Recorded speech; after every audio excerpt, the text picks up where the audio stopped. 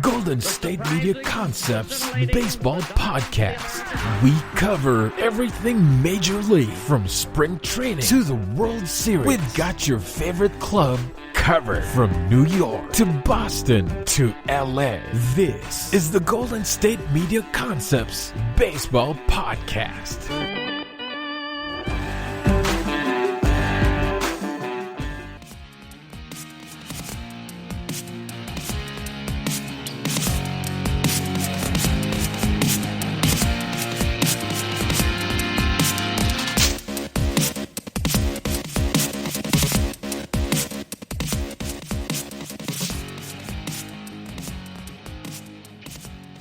Welcome into another edition of the GSMC Baseball Podcast, brought to you by the GSMC Podcast Network. I'm your host, Kevin Mahalik.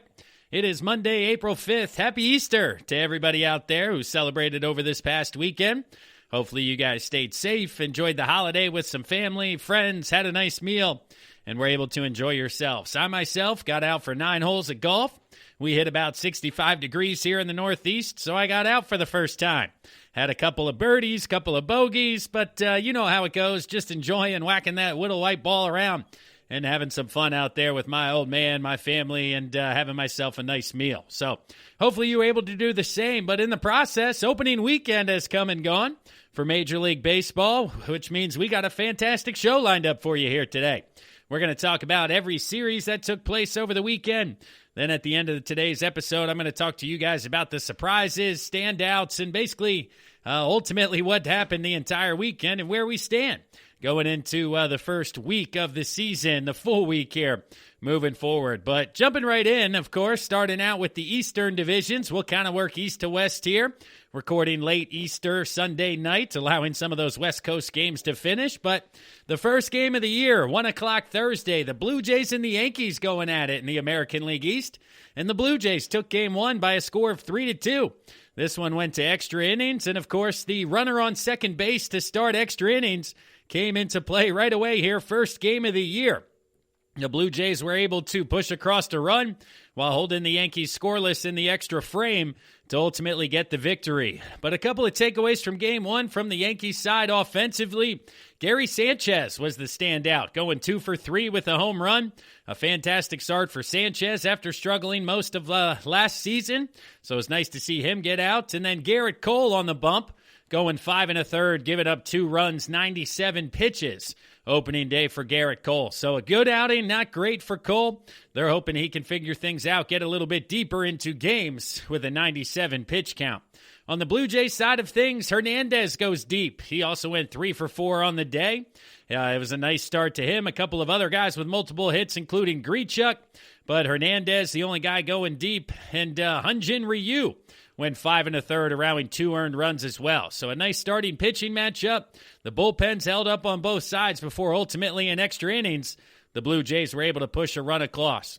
In game two, the Yankees bounced back with a 5-3 victory. It was nice for them to even things up at 1 game apiece in the series. DJ LeMahieu had a couple of hits. Aaron Judge, as well as Urshela, had a few hits from the Yankees side of things.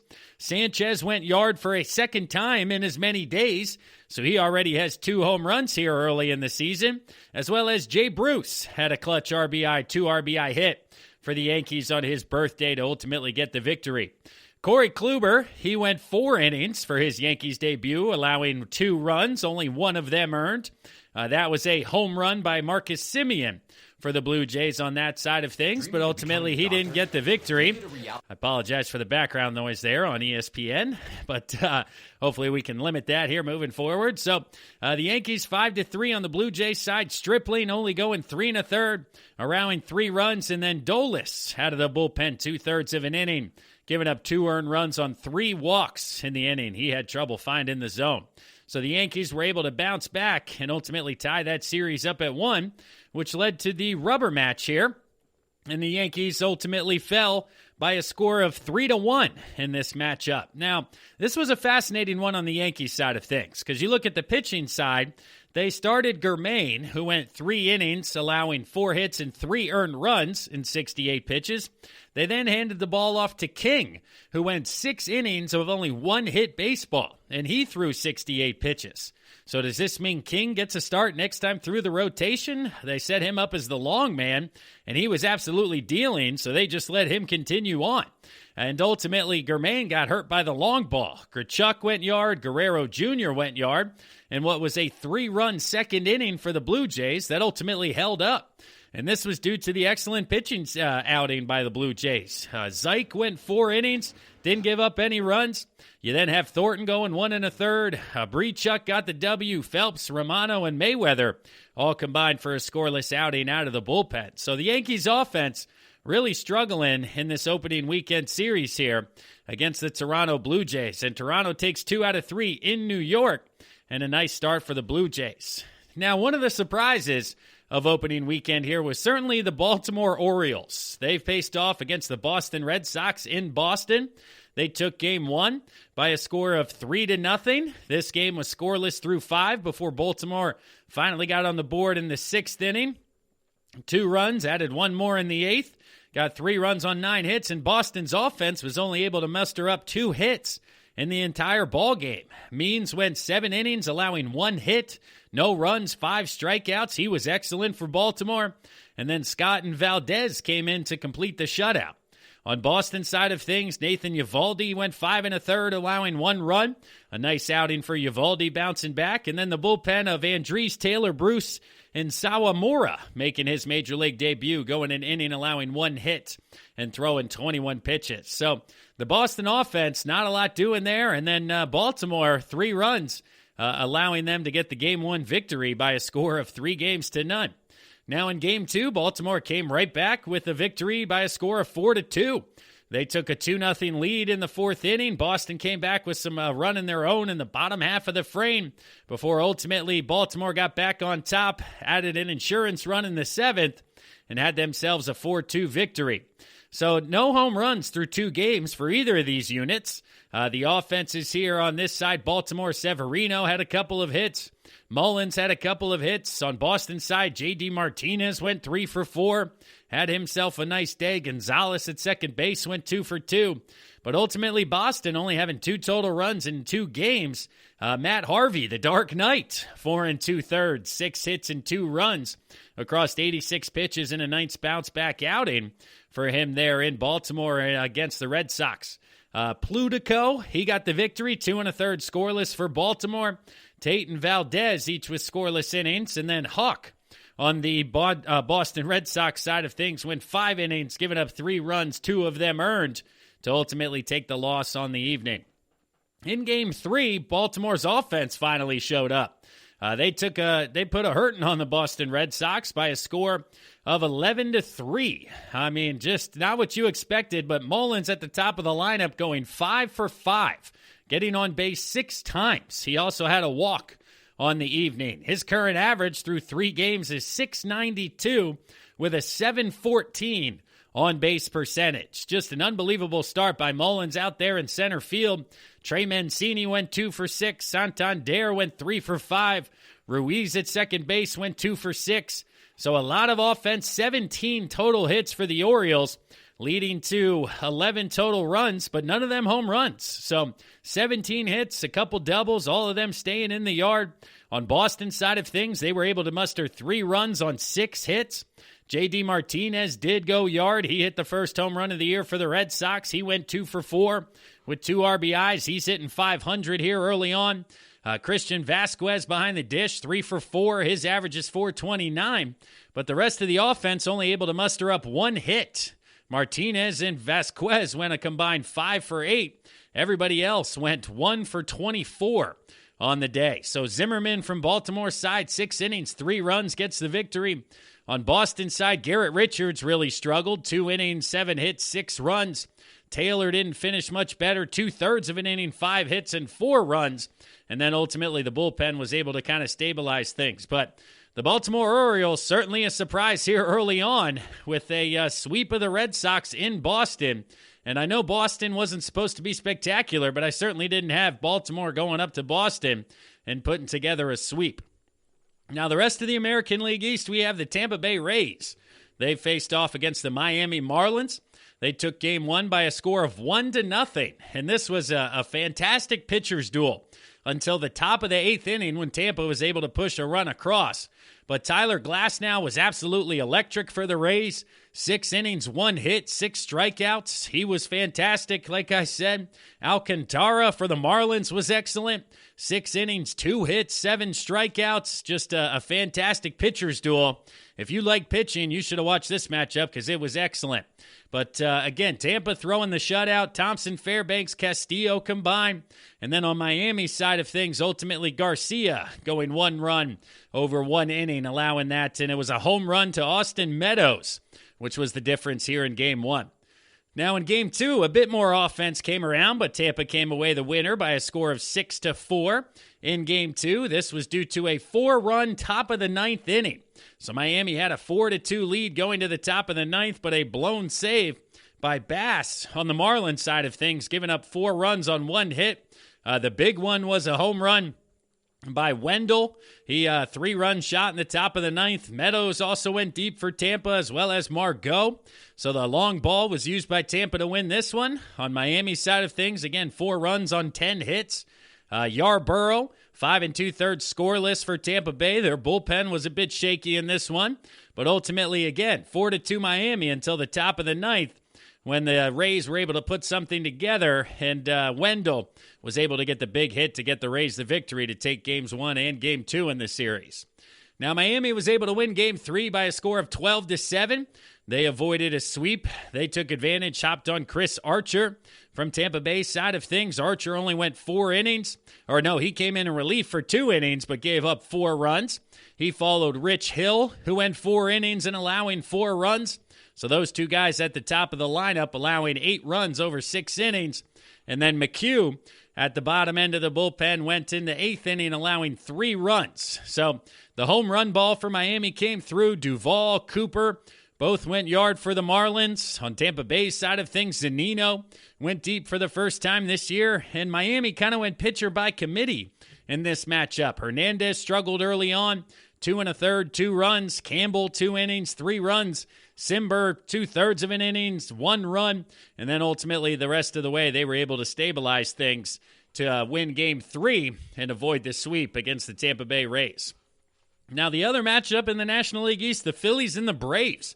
This was another surprise of opening weekend. Absolutely, the Philadelphia Phillies come out in Game 1 and are able to get the victory by a score of 3-2 in extra innings. Again, the runner on second base in extra innings led to some exciting extra inning baseball.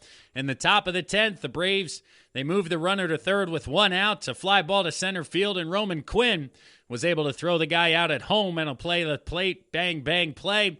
Ultimately got him down, and then Gene Segura came through in the bottom of the 10th with an RBI single to win it. Aaron Nola was excellent for the Phillies. He went 6 2/3, 6 hits, 2 runs, 84 pitches, and 83 of them were fantastic. It was that 84th pitch. They were up 2-0. Pinch hitting Pablo Sandoval came up and hit a 2-run home run in the top of the 7th inning. So for 83 pitches and over 6 innings, Nola was shutting down that Atlanta Braves offense until ultimately one mistake, and the Panda jumped all over it to make it a 2-2 ball game. Now the bullpen for the Phillies, they held out the rest of the day. Bradley, Alvarado, Neris, and Brogdon with scoreless innings. That was certainly nice to see from the Phillies' perspective after watching that bullpen all of last year. And then on the Braves side of things, they were very good as well. Max Fried, 5 innings, 6 hits, 2 earned runs, and the scoreless outings from Matzik, Minter, Martin, and Smith before, again, Jones gave up the run, which goes down as unearned due to the guy starting on second base. But 7 hits, 2 runs for the Braves. Like I said, the only RBIs from Sandoval being a pinch hitter.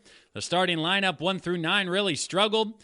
On the Phillies side, Gene Segura 2 for 5, JT Realmuto 2 for 5, and they were able to get 3 runs across 9 hits for the Phillies.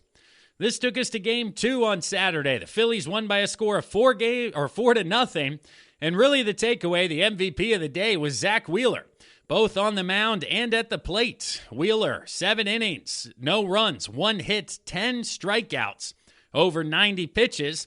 And then at the plate, like I mentioned, 2 for 3 with 2 RBIs. I saw a statistic that Wheeler is one of 2 Philadelphia Phillies pitchers in the last 50-plus years to have at least 10 strikeouts in a game and allow less hits than he had at the plate himself.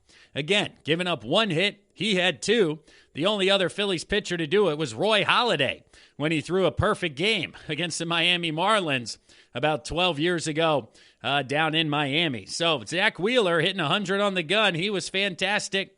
Shutout innings from Bradley and Neris were able to lock it down and complete the shutout for the Phillies. The only guy with the hit was Travis d'Arnaud on the Braves side of things. And the Phillies were able to get 4 runs. 2 RBIs by Wheeler and 2 by Rhys Hoskins was the difference. Charlie Morton, 5 innings, 6 hits, 3 runs. But that was enough for the Phillies to get the victory based on Wheeler's fantastic outing. And now in Game 3 on Sunday, the Phillies won another pitching duel by a score of 2 runs to 1. Sweep by the Philadelphia Phillies against the Braves. Another fantastic outing. Zach Eflin, 7 innings, 4 hits, 1 earned run, 8 strikeouts. The only run he allowed was a home run to Travis d'Arnaud.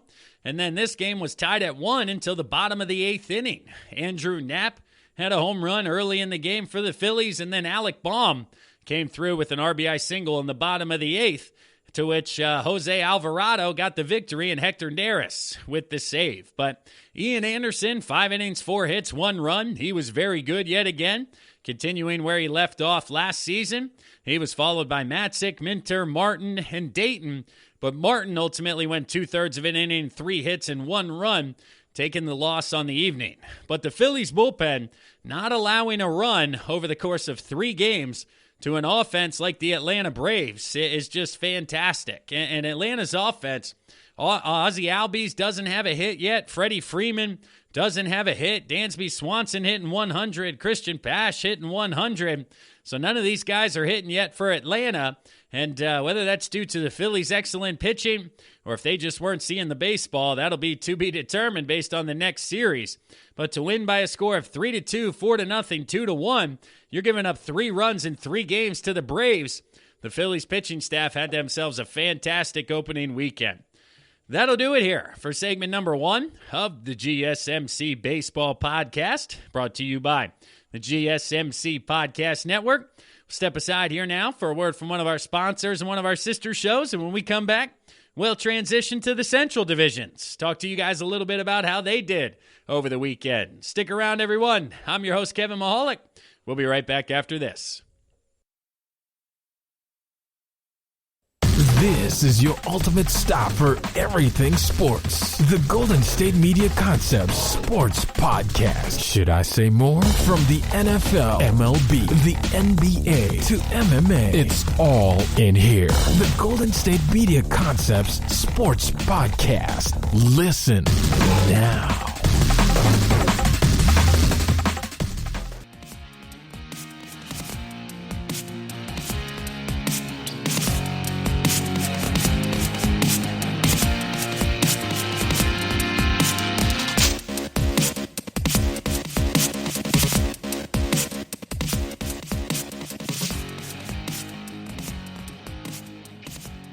Back to the second segment of the GSMC Baseball Podcast, brought to you by the GSMC Podcast Network. I'm your host, Kevin Mahalik. Thanks for tuning in, everyone. Let's continue around the league here. Head to the American League Central. We'll dive into some Central Division matchups, starting out with the Indians and the Tigers. And this one, opening day, this one was a bit funky. I mean, we had some snow in Detroit. We had a home run by Miguel Cabrera that he thought was a double. He slid into second base, couldn't even see it due to the amount of snow. But Miggy does indeed go yard for his only hit of the day, a 2-run home run in the bottom of the first inning off of Shane Bieber to give the Tigers a lead 2-0. They added another run in the bottom of the second inning. Ultimately, Jones with a double scored a third run to take a 3-0 lead. And this was able to hold up the rest of the way. I mean, the Indians didn't score until the top of the 9th inning against Soto. They had themselves a couple of runs there, a 2-run home run by Perez. But outside of that, not a lot doing for the offense of Cleveland. 6 total hits. Nobody had more than 1 hit on the day. Shane Bieber gave up those 3 runs in the first 2 innings, but was able to settle in, going 6 innings, allowing 3 runs, but did have 12 strikeouts on the day. Boyd for Detroit side on the pitching side, 5 2/3 scoreless, 4 walks, 2 strikeouts, was able to get ground balls, pitch to contact, and keep that Indians offense in the yard. So another surprise, day 1 of the regular season, with the Tigers upsetting the Indians and Shane Bieber taking the loss to go to 0-1 on the year. Just a fantastic day if you're a Tigers fan to start the year out 1-0. Next in Game 2, we had the Tigers with another victory. They win Game 2 by a score of 5-2. Julio Teheran gets the victory, 5 innings, only 1 run allowed.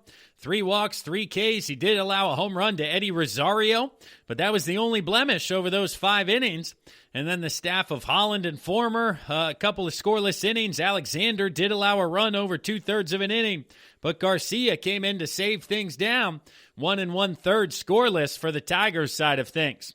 Offensively for the Tigers, Cabrera had another RBI. He went 1 for 3 early on in the year. Candelario an RBI. Castro and Shoop also adding RBIs on the day to give themselves a 5-2 win. And they added 2 runs in the bottom of the first and then 3 in the bottom of the 7th to make it a 5-1 game and ultimately hang on.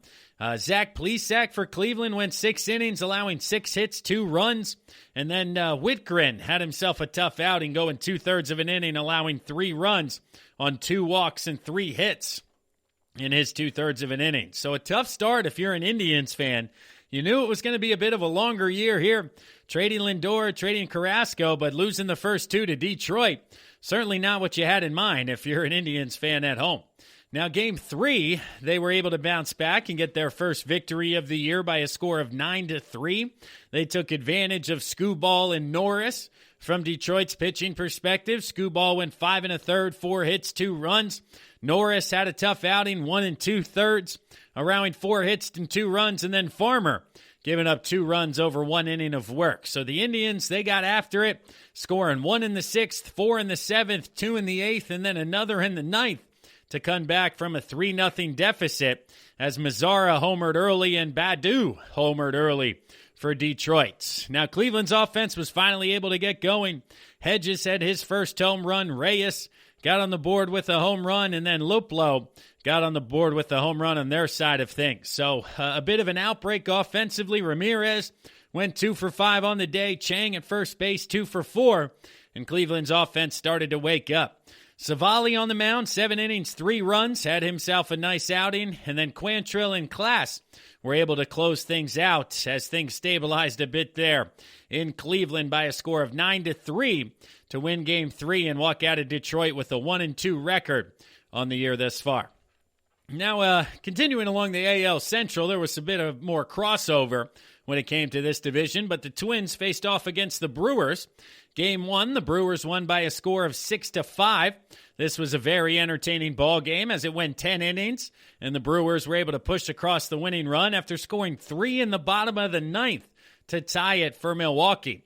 So we had, Colomb blow a save for the Twins, and 1 inning, 2 hits, 3 runs, none of them earned. So there was an error on Minnesota's side of things that Colomb ultimately blew the game to go to extra innings.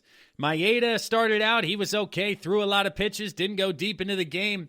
4 1/3, 6 hits, 2 runs, only 1 of them earned. So the 2 errors by Minnesota were certainly costly ones when it came to strikes. Their bullpen was very good the rest of the way out. Brandon Woodruff from Milwaukee's side, 4 innings, 6 hits, 3 runs.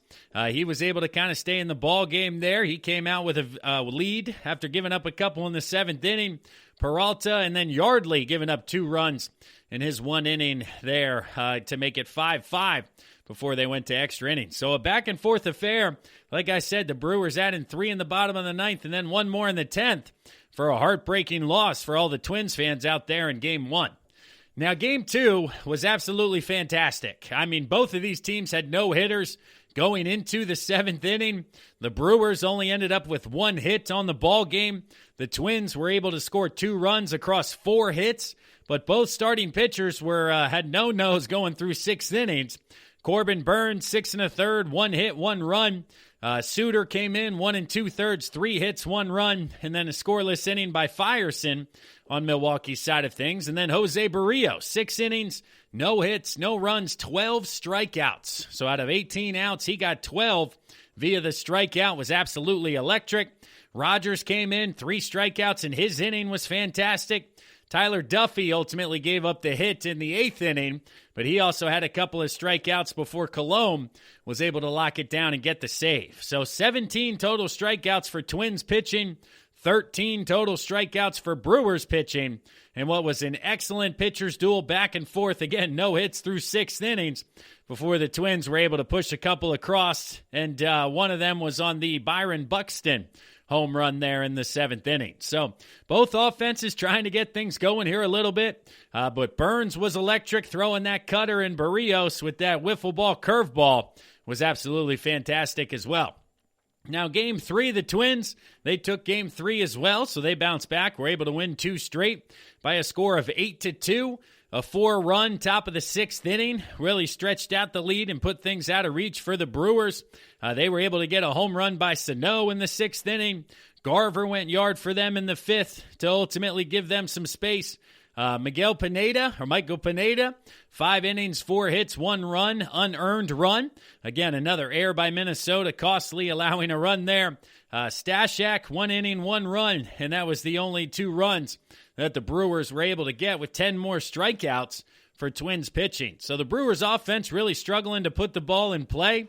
Christian Yelich, 1 for 4 on the day. He's hitting .250 early on in the year here.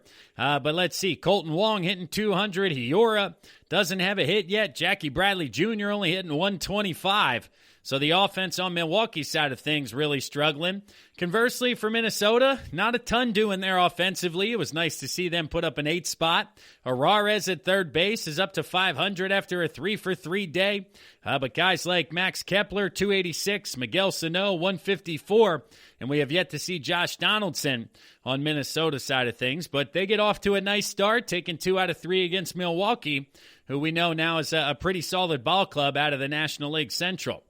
Another AL Central team, the Kansas City Royals. This one opening day, if you didn't like the Marlins-Rays pitchers duel, you certainly like this one in Kansas City, because the game against the Texas Rangers, basically a football game, broke out. The Royals won by a score of 14-10 over Texas opening day. Both teams had 15 hits. The Rangers did have 3 errors, which were key to adding to Kansas City's 14 runs. But, 15 hits for both teams, a ton of runs. Those pitching box scores do not look great. I mean, Kyle Gibson for the Rangers, he went 1/3 of an inning, allowing 5 runs. Keller for the Royals, 1 1/3, allowing 6 runs. And this game was tied at 5 after the first inning. And then the score was 8-7 after the 3rd inning. So they wasted no time going right at each other. A lot of guys with multiple hits on both sides of things. Let's see. Taylor homered for Kansas City. Merrifield homered. Soler homered for Kansas City. And their offense, again, had an electric day, scoring 14 runs in what was a fantastic start for the Royals. Now in Game 2, after scoring 14 opening day, they came right back once again and put up another 11 spot. So this Rangers rotation really struggling here early on. It was 4-0 Texas after 3 innings, but then 3 runs in the 5th, 7 in the 6th, ultimately was the difference in the favor of the Kansas City Royals. And the pitching, Arihara, 5 innings. He did allow those 3 runs in the 5th. Then Sproles came in. He did not get an out. Allowed 1 hit and 3 runs. King came in, 1 inning, 5 hit and 4 runs, and really struggled to get anybody out. Mike Minor went 6 innings, 4 runs for the Royals, and then the bullpen went scoreless after that. Junis, Brents, Hahn, and Stamount were able to keep things scoreless over the final 3 innings. Offensively for the Royals, Taylor went yard again for his 2nd of the year, as well as Merrifield. Both of those guys with 2 home runs in 2 games. And then for Texas, Joey Gallo was able to go deep for a 2-run bomb in the 1st inning. But Texas out to a 4-0 lead before 11 straight from Kansas City was able to turn the tide and to give them the 11-4 victory. Now in Game 3, Kansas City going for the sweep, but Texas was finally able to get their first victory. They scored 3 runs in the 3rd, 3 runs in the 4th. They were up 6-0 and were able to hang on this time. by a score of 7-3. Offensively, Kiner Falefa went yard in the ninth inning. Lowe went yard in the third inning, so that's where they got some of their runs. On Kansas City side of things, Salvador Perez got his first home run of the year. And then Lyles pitching for the Rangers, 5 2/3, 2 runs. Benjamin went 2 1/3 scoreless, and Kennedy allowed a run in the ninth. On Kansas City side, Singer, younger guy, younger arm in the rotation, 3 1/3, 5 hits, 6 runs from Kansas City's perspective. And then the bullpen was very good as well. But Kansas City starts out by winning 2 out of 3 against the Texas Rangers. A nice surprise if you're Kansas City. Texas, again, doesn't look to be very good this year. But the Royals, they're kind of on the bubble of whether or not they're going to be able to make a run here. And getting that early victory was a nice opening weekend for Royals fans at Kansas City. Now going over to the National League Central. The Pittsburgh Pirates and the Chicago Cubs faced off in Chicago in a 3-game set, and the Pittsburgh Pirates take the lead opening day. They won the game by a score of 5-3. They got 2 runs in the first, 1 in the second, adding on a few more as you go, but they were able to jump all over Kyle Hendricks with a Hayes home run in the first inning. Of course, we talked about Ke'Bryan Hayes, how he's the real deal. He's one of the best guys for the Braves, or for the Pirates, excuse me. He was 1 for 5 with 2 RBIs. Again, the two-run home run for him in the first. And then Frazier was able to single in some runs, and ultimately Stallings, and then Frazier again in the 7th was able to push across the 5 spot for the Cubs.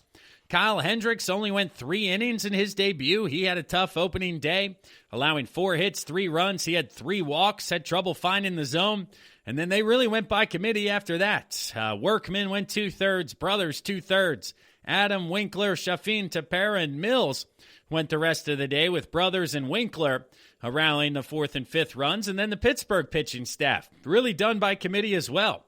Cool, a rookie or younger kid out of the University of Delaware, 3 innings, 1 hit, 2 runs, only 1 of them earned. Again, and then the rest of the guys along the way. Underwood a scoreless inning, Holmes a scoreless inning, Howard scoreless, Bednar scoreless. Stratton allowed 1 run here in the 8th, and then Rodriguez went scoreless there in the 9th inning. So really by committee, it looks like 7 guys for the Pittsburgh pitching staff. Ultimately, they hold the Cubs, and the Pirates get a victory. Game 1, which I didn't know if they were going to get many this year. So for them to get a W in Game 1, shout out to the Buccos. Game 2, the Cubbies were able to bounce back. They took Game 2 by a score of 5-1. The star of the show was Jake Arrieta, and he was bad in Philadelphia for 3 years, so I was certainly surprised to see him come away with a victory here in Game 1. He went 6 innings, allowing 6 hits, only 1 run on 5 strikeouts. He was followed up by Workman, Shafin, and Kimbrel. Craig Kimbrel with his first outing of 2021, a scoreless inning, striking out the side for the Cubs there in the 9th inning. On the offensive side of things for the Cubs, Hayward went yard for the first time. Chris Bryant hit a home run for the first time. They were able to get their runs that way. The Pirates took a 1-0 lead in the top of the first, and then were scoreless the rest of the way, where the Cubs again, Bryant homered in the 3rd and Hayward in the 6th to give them a little bit of breathing room towards ultimately that 5-1 victory. Anderson for Pittsburgh and the pitching staff went 5 innings, 3 runs, a solid outing. Holmes allowed 1 run in 1 inning, and then Crow 2/3 of an inning, allowing a run as well, including the long ball there. So Ke'Bryan Hayes, he came out of the lineup early. He had a walk and scored a run, but did not return to third base.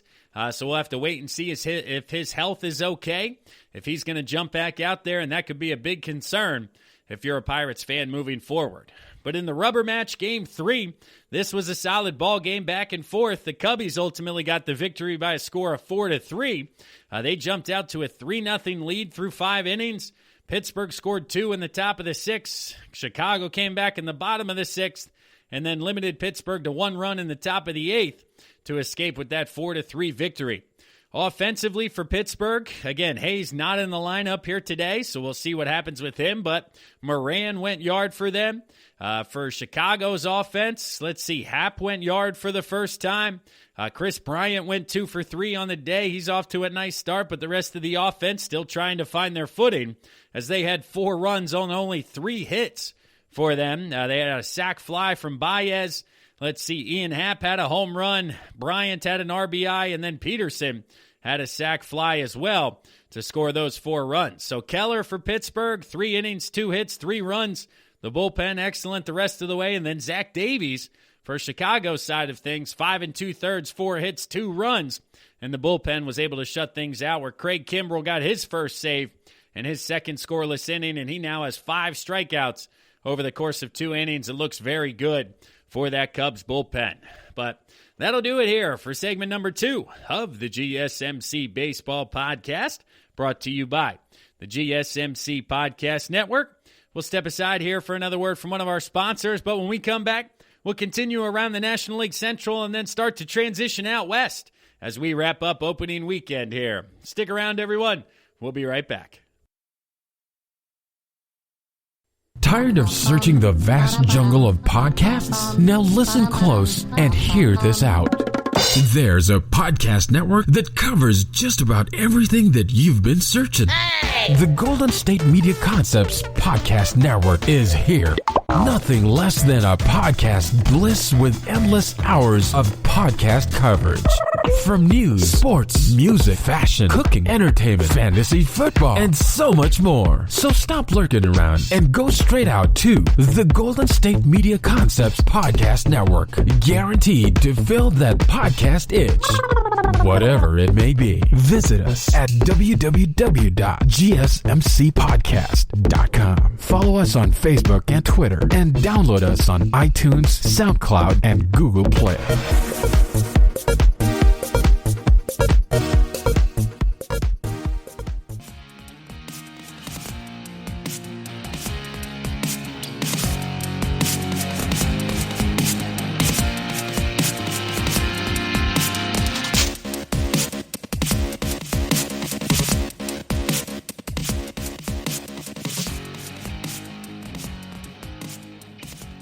Welcome back to the third segment of the GSMC Baseball Podcast, brought to you by the GSMC Podcast Network. I'm your host, Kevin Mahalik.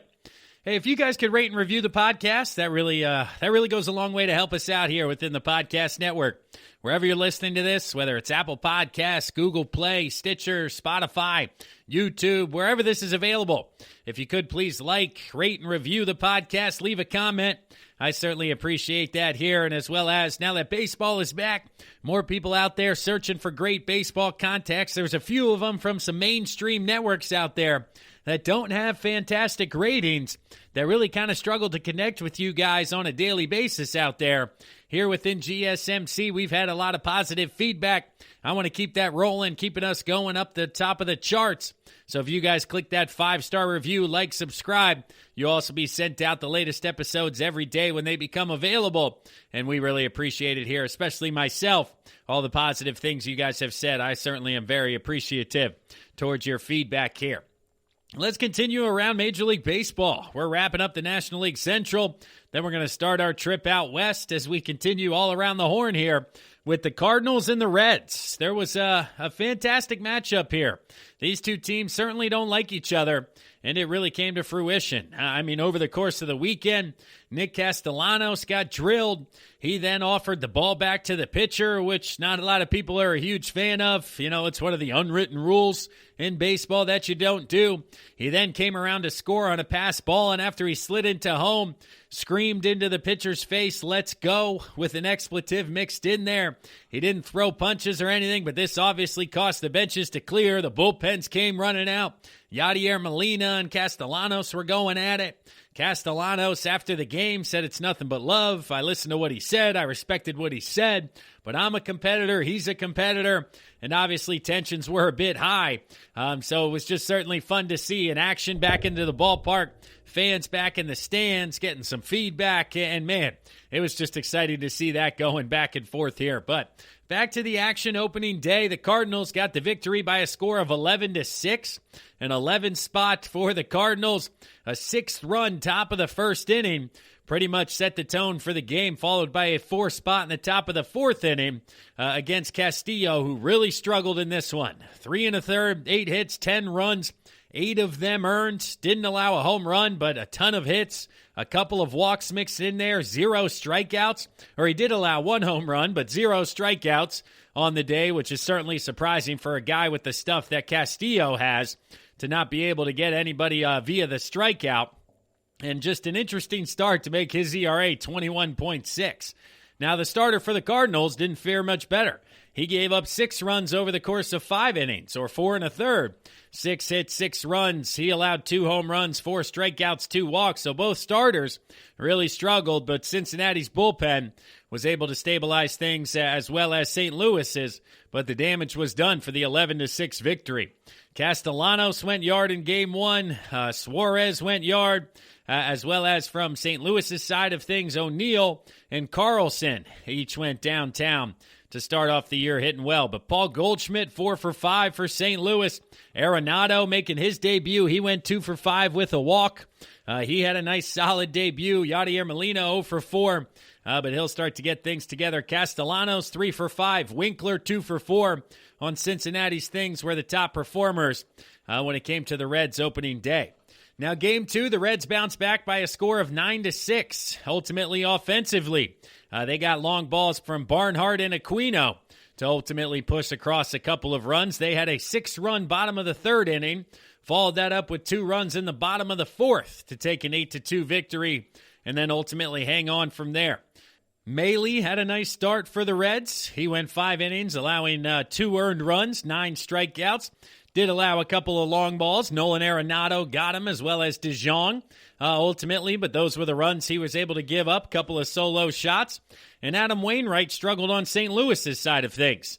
He only went, 2 2/3, allowing 6 runs. Woodford followed him with 2 1/3, allowing 2 runs and 2 walks after him. And ultimately, that's why Cincinnati was able to get 9 runs across the board. Mike Moustakas had a couple of hits. India had a couple of hits. And a lot of 1 hits the rest of the way, because 11 hits, 9 runs for Cincinnati. But Nolan Arenado, 2 for 5 once again, 2 RBIs. Paul DeJong, 2 for 3 on the day. And Paul Goldschmidt, 1 for 4. So the heart of the lineup for the Cardinals coming through, but ultimately 7 hits and 6 runs for them, as Cincinnati was able to even up this series at a game apiece. Now in Game 3, the Reds, again, put a hurting on the Cardinals on Sunday, a score of 12-1. This was due to a 3-run bottom of the 5th and a 6th-run bottom of the 6th to really put things out of hand. Cincinnati offensively, Castellanos went yard for a second time.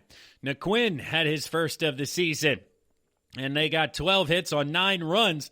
2 of them by Castellanos. 3 for 4 was Stevenson behind the dish for them. And really just jumped all over Martinez, who went 5 innings, allowing 4 runs for the Cardinals. And then Helsley, 1/3 of an inning, 2 hits, 4 runs. Webb, 2/3, 2 runs. And Cabrera, 1 inning, 2 runs. And it was just an onslaught from Cincinnati. And that certainly felt good after the back and forth between Castellanos and the Cardinals earlier in the weekend. So Cincinnati takes 2 out of 3 from St. Louis opening weekend, and a nice start if you're a Reds fan.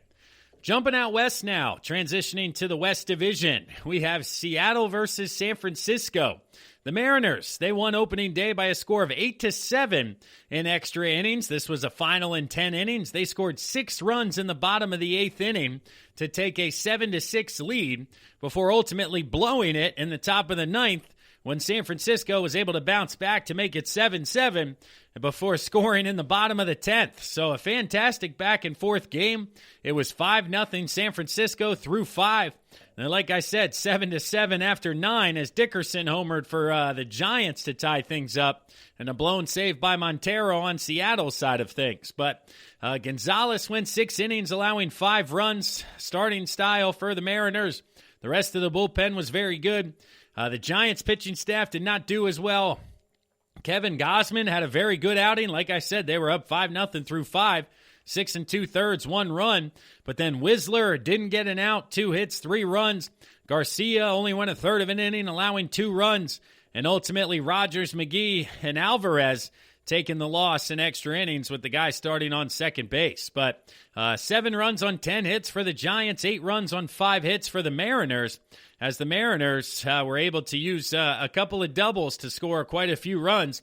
Now, from San Francisco's side of things, Longoria went deep, Buster Posey went deep, Dickerson went deep. Slater went deep. So they really utilized the long ball to get to their 7 runs. But Seattle comes away with the Game 1 victory by a score of 8-7.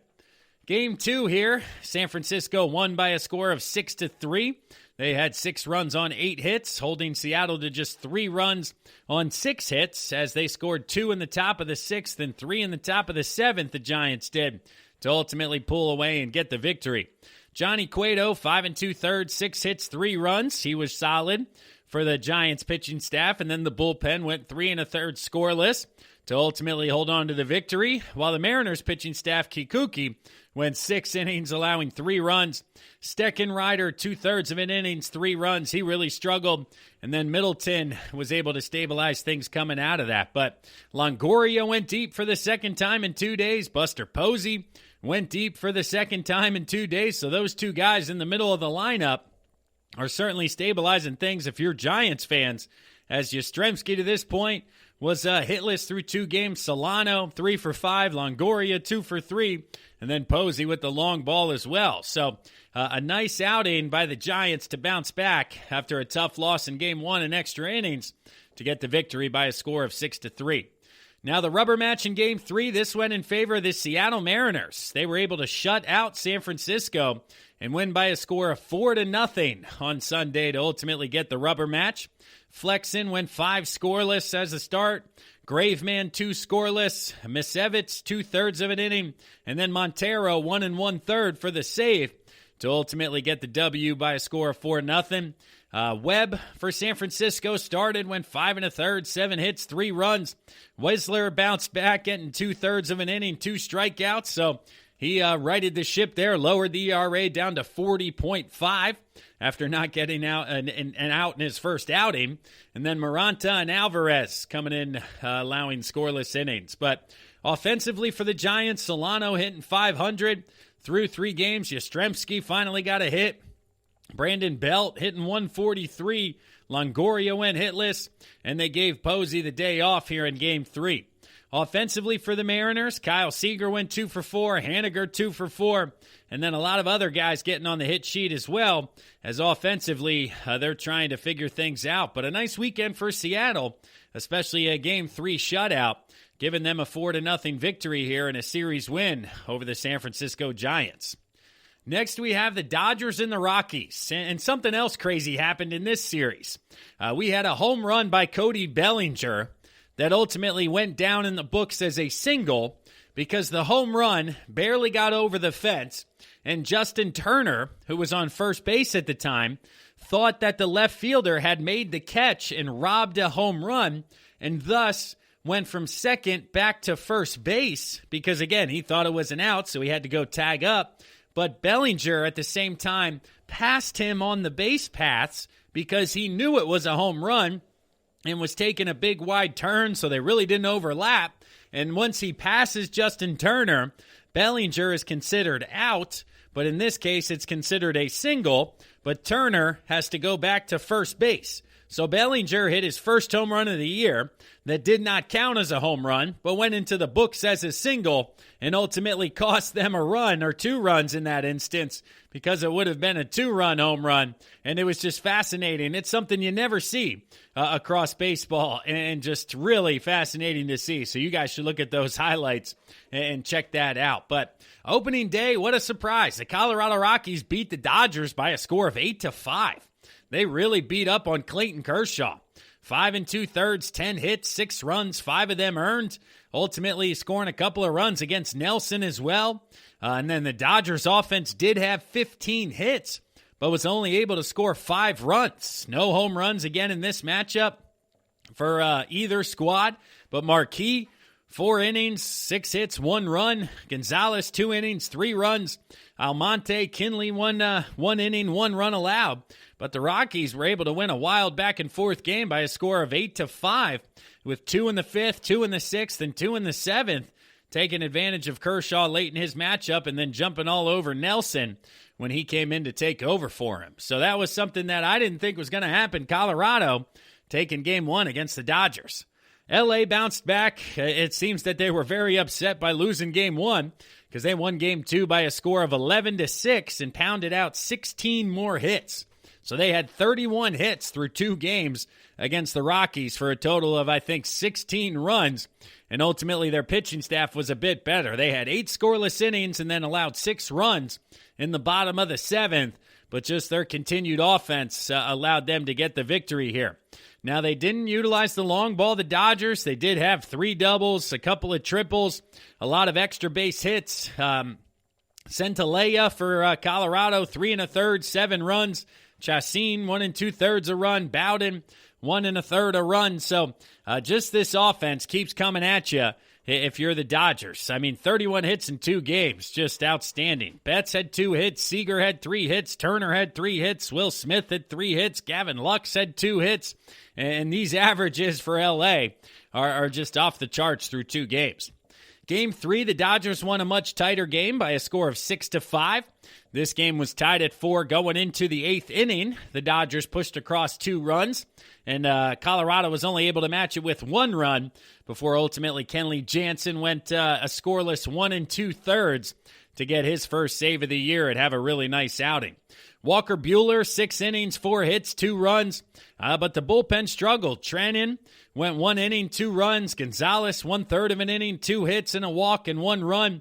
Again, before Jansen came in to stabilize things. Offensively, McKinstry for the Dodgers had a pinch hit home run.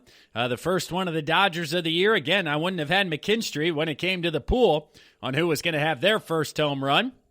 On the Rockies side of things, Tapia went yard and Fuentes went deep. But Gray had a solid outing. 5 innings, 1 run before the bullpen really collapsed for the Rockies. Almonte, 2 runs in an inning. Kinley, 1 run in 1 inning. And Givens, 2 runs in 1 inning. As the Dodgers, again, continue to just pound out the hits with 12 more in this matchup here. 3 for Seager, 2 for Muncy, and 2 for Barnes behind the dish. Gave them the 6-5 victory. Now, this was a 4-game series between the Dodgers and Rockies, and out west, there were more 4-game series, and they ultimately took 3 out of 4 by winning Game 4 of a score of 4-2. They held the Rockies scoreless through 7. The Rockies were able to get 2 in the bottom of the 8th, but they were up 4-0 at that point and ultimately hung on to get the victory. Julio Urias, 7 innings, allowing a run. Nelson allowed 1 run in his inning. His ERA is 16. He's really the only guy struggling for the Dodgers. And then Nebel got a save after Jansen went an extended relief appearance the day before. Now, the staff for the Rockies, this was the staff by committee.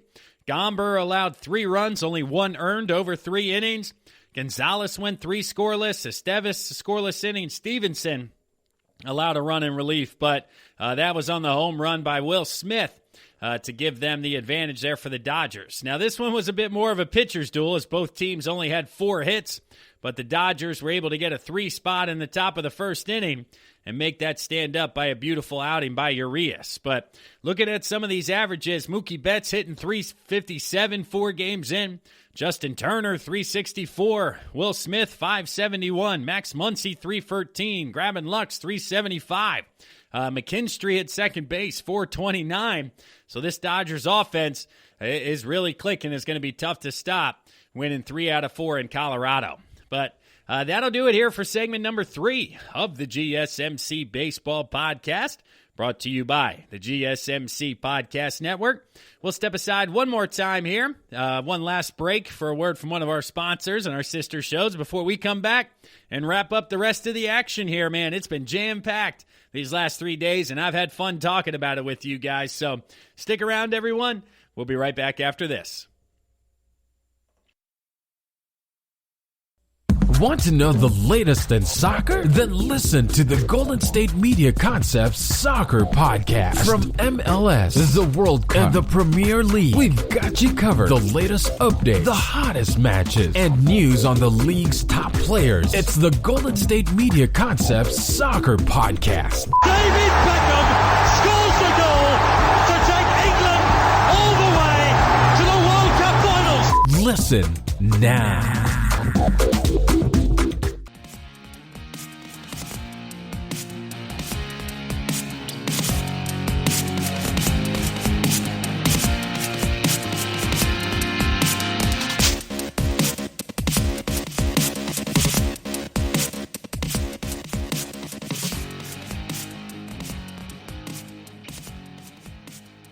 again for listening to the GSMC Baseball Podcast, brought to you by the GSMC Podcast Network. I'm your host, Kevin Maholick. This is the fourth and final segment, and let's get into it. We are now out west talking about the Padres and Diamondbacks, the NL West matchup, a 4-game series between these clubs. San Diego got out to a nice start, winning Game 1 by a score of 8-7. And both teams had double-digit hits. Arizona, 12 hits, 7 runs. San Diego, 10 hits and 8 runs. Both teams utilized the long ball for Arizona. Cabrera went deep. Voit went deep. Marte went deep. LeCastro had a home run, so 4 home runs for the Diamondbacks, leading to their 7 runs. From San Diego's side of things, Hosmer went yard, Myers went yard off of Bumgarner, both of them, as Madison Bumgarner struggled. Again, I don't think Bumgarner's got a ton of juice left. He went 4 innings, 7 hits, 6 runs, giving up a couple of home runs, did have 6 strikeouts. The bullpen, Griekel, Critchen, Young, and Clark were a bit better, allowing 2 runs, but this game was back and forth. I mean, San Diego was up 6-1. Arizona came all the way back to take a 7-6 lead, and then ultimately San Diego bounced back, scoring a couple of runs in the 6th and 7th innings to take an 8-7 victory. Yu Darvish struggled with his location early on, 4 2/3, 8 hits, 4 runs. He allowed 2 home runs. Hill, 1/3 of an inning, 2 hits, 3 runs, none of them earned, 2 home runs. Kalea had a scoreless inning. Pagan, Pomeranz, and Melanson all had scoreless innings, and that's where San Diego's depth in their bullpen really showed itself to be the difference here in Game 1 against Arizona to get out to a 1-0 start. Now in Game 2 was much more of a pitcher's duel. There was a 4-2 victory for the Padres as well. Let's see here. Blake Snell, 4 2/3 scoreless. Again, 86 pitches, not going 3 times through the lineup. Stammen gave up both runs via the long ball, 2 innings, 3 hits, 1 run or 2 runs. Williams, Pagan, and Melanson getting his 2nd save of the year through 2 games. Was very interesting to see him closing there in back-to-back days for the Padres. Kelly for Arizona on the bump, 4 innings, 5 hits, 3 runs. And then Clark gave up a run in the 7th inning for San Diego to get to their 4 runs. Hosmer hit his 2nd home run in as many games for the Padres. Marte, his 2nd home run in as many games for the Diamondbacks. But Hosmer, 3 for 3 at the plate, upped his average to 857 through 2 games for the Padres. As Fernando Tatis and Manny Machado got off to slow starts, shows the depth of San Diego's offense to still have 2 victories with both of those guys hitting 125 and 0-0-0, respectively, for the first 2 games. San Diego won Game 3 by a score of 7-0. This one was a bit of a cakewalk for them. 7 runs on 10 hits. Arizona only had 4 hits and 2 errors on the day. Joe Musgrove was fantastic. 6 innings, 3 hits, no runs. And then Ryan Weathers, 3 innings, no runs for him as well, only allowing 1 hit. So the 2 combined for a nice outing. And then Arizona's side of things, C. Smith and R. Smith. The Smith brothers, 3 innings and 5 innings, giving up 3 runs and 2 runs. 4 total, 3 total. 3 earned and 2 earned for that 7 spot offensively. Manny Machado, he went yard for his first of the year, ultimately getting off the schneid there. But Fernando Tatis Jr. went hitless once again, and he's hitting 083 through 3 games. Chado went 3 for Thor, upped his average to 273. Will Myers, 2 for 4. Cronenworth, 1 for 3. Kim went 2 for 4 in his debut. So a nice outing there for San Diego as they win the first 3 games of their set against Arizona. Arizona was able to get their first win of the year in Game 4 by a score of 3-1. They held San Diego scoreless for the first 8 innings before they got a solo shot in the 9th inning. Fernando Tatis Jr. got on the board with a couple of hits in his first home run to make it 3-1.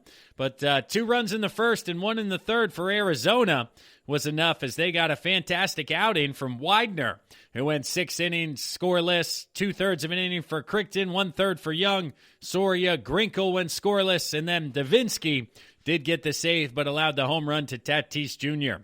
Chris Paddock went 4 innings, allowed 4 hits, 2 runs, 3 total, 3 walks and 3 strikeouts. Williams, Chris Matt Hill, and Kalea went scoreless for San Diego, but San Diego starts the year off by winning 3 out of 4 against the Diamondbacks, and San Diego and L.A. off to hot starts here as we start 2021 like we all expected. Now, wrapping up the American League West, you have the Astros and the Athletics. Houston traveled to Oakland and put an absolute hurting on the Oakland Athletics for 4 days. And honestly, the A's, their fans were having a good time. They were booing, yelling cheater, banging trash cans, playing music over the PA system. Before he cheats, Carrie Underwood was played while introducing the Astros, and the Astros do what they do. Came in, hit the cover off the baseball, and walked out of there with 4 victories. They scored 8 runs, 9 runs, 9 runs, and 9 runs over the course of the 4 games, and Oakland's pitching staff really couldn't do a whole heck of a lot. They won Game 1 by a score of 8-1. Greinke went 6 scoreless innings. He was fantastic. Paredes, Smith, Taylor, and Stanek went the rest of the way, allowing 1 unearned run on the day for Houston. Michael Brantley hit his home run for, I believe, the 3rd straight year on opening day. He's now hit a home run. And Alex Bregman went yard in the 8th inning to extend the lead to a score of 8-1. They also added 3 runs in the 9th inning as Oakland's bullpen really struggled after Chris Bassett went 5 1/3, allowing 3 runs. Kolarek gave up 2 runs, and Goodwin gave up 3 runs in the top of the 9th inning. So Houston came in winning Game 1 by a score of 8-1. They came back in Game 2 and won Game 2 by a score of 9-5. They got 9 runs on 14 hits. Offensively, Bregman went yard again for his 2nd of the year. Gurriel had his 1st of the season. Jose Altuve went 3 for 3. Brantley 3 for 5. Bregman 2 for 4. Gurriel 3 for 3. So the guys just hitting the cover off the baseball for Houston here, having themselves an excellent start to 2021. And then, again, the Athletics pitching staff, Luzardo, 5 innings, 5 runs. He really struggled, and then Diekman came out and struggled during his first outing. But on the bump for Houston, Javier, 3 2/3, 2 runs. His pitch count was higher than they would have liked it.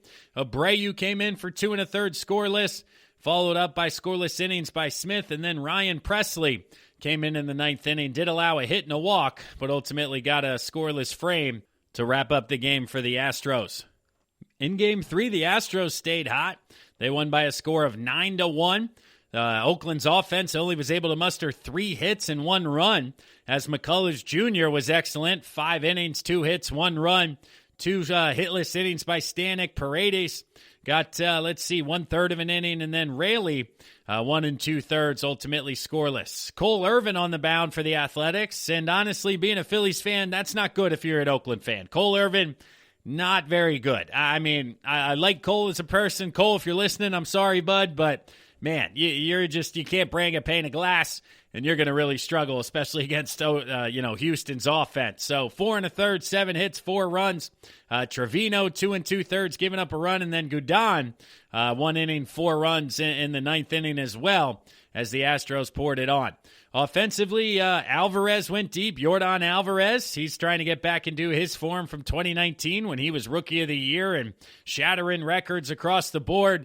But again, the offense for Houston, 13 hits and 9 more runs. 3 hits for Diaz, 2 for Correa, 3 for Alvarez. And the guys just keep coming at you. And the depth of this lineup is fantastic. Houston, they complete the 4-game sweep. I mean, they went into Oakland. We were talking about, could Oakland challenge them? People think Houston's going to fall off. I said, no way. Houston is solid. And they proved it here opening weekend by a score of 9-2. Again, scoring, quick math, 35 runs in 4 games against the Oakland Athletics is certainly nothing to sneeze at. But Castro went deep for Houston, Tucker, McCormick. So the guys you can't think of carried them in this round. Gurriel had 3 hits. Bregman had 2 more hits. I mean, some of these averages, Altuve 375, Bregman 500, Alvarez 294, Gurriel 467, and so on they go. And then Urquidy 4 1/3, 4 hits, 2 runs, and then Blylack 4 2/3 scoreless. It was just a fantastic outing for him as well. Houston, man, they just were very, very impressive. As Sean Manaea, 4 2/3, 5 runs. Kolarek, 2/3 of an innings, 2 runs. Petit, and man, Oakland just couldn't get anything going the entire weekend out there. And now the last series of the weekend, we have the Chicago White Sox traveling to face the Angels as they are now underway here.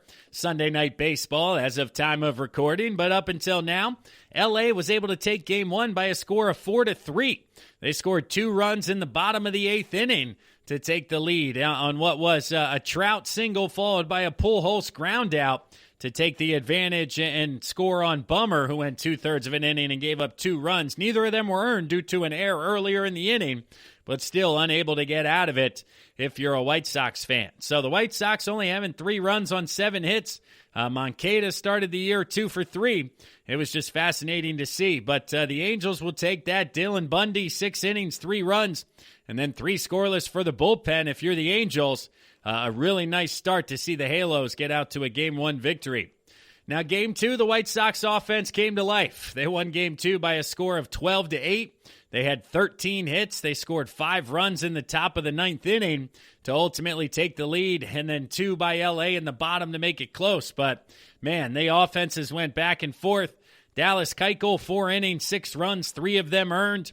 A couple of scoreless outings by Foster, Kopech, Marshall, and then Liam Hendricks did get the save, but he allowed a couple of runs in an inning and a third, and what was a bit of a shaky outing for him. Angels pitching staff, Hanley went 3 innings, allowing 7 runs, and then a couple of guys in the bullpen got hit around again in the 9th inning. But the talk of the town was offensively how we had Mercedes, the DH, go 5 for 5 in Game 2 here. 5 for 5 with 4 RBIs. He was electric in Game 2. He didn't play in Game 1, so this was his first start of the season. And starting out 5 for 5, man, super impressive. Now, he carried that over right into Game 3. He got the start once again. He ended up 3 for 4, but he was 3 for his first 3 and 8 for his first 8 on the season, which obviously was excellent and close to a record coming off the start of the season. But Mercedes, just very impressive. Now literally 8 for 9 on the year, hitting .889 through 3 games. But even with that said, the Angels actually were the ones that got the victory. They scored 3 runs in the bottom of the 8th to take a 5-3 lead before getting a save and ultimately getting the victory. So in the bottom of the 8th, Walsh tripled, and then Upton hit a 2-run home run to break a tie at 3-3. So Upton with a game-tying home run to give the Halos the victory. It was his first of the year. Mercedes had a home run during one of those hits, and Lance Lynn, 4 2/3, 2 runs. Neither of them were earned over 99 pitches. Crochet, 2 1/3 scoreless with 3 strikeouts before Marshall. Again, 1 inning, 3 hits, and 3 runs, giving up that long ball, ultimately getting the loss. Alex Cobb for the Angels went 6 innings, allowing 3 runs on 8 hits, and then Watson and Gurria scoreless the next 2 times out. But like I said, Game 4 is currently taking place, just getting underway here on Sunday Night Baseball. Shohei Ohtani is on the bump for the Angels, and he is also hitting second in the lineup. So no designated hitter for the Angels. And I saw a stat earlier that this is the first time a pitcher will be starting and then hitting second in the lineup for the first time since 1903. It's only happened twice before, once in 1902 and once in 1903.